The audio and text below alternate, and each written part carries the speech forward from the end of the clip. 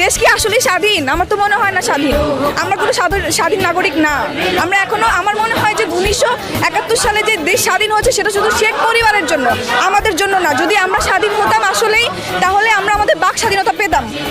আমাদের কথা বলতে গেলে ভয় পেতে হয়, আমাদের নিজেদের ন্যায্য দাবি আদায় করতে গেলে ভয় পেতে হয়, এভাবে গণহত্যা হতে হয়, আমাদের সবাইকে মরতে হয়, রাস্তাঘাটে আমাদের ভাই বোনদের মরতে হয়। দেশ তাহলে কোথায় স্বাধীন? স্বাধীন শব্দটাই উচ্চারণ করা যাবে না। আমরা এখনো স্বাধীন না। স্বাধীনতা এখন হবে যদি এই সরকার পদত্যাগ হয়। তাহলে এই বিচার আসলে, এই সঠিক বিচার চাইবা আল্লাহর কাছে, আর কারো কাছে না। বিচার আসলে কেউ, এই সরকার কখনোই করতে পারবে না, আর হবেও না সঠিক বিচার। তাই আমি চাই যে সরকার পদত্যাগ করুন। বললাম তো আমি, আমার দেশে স্বাধীনই না, নিরাপদ থেকে।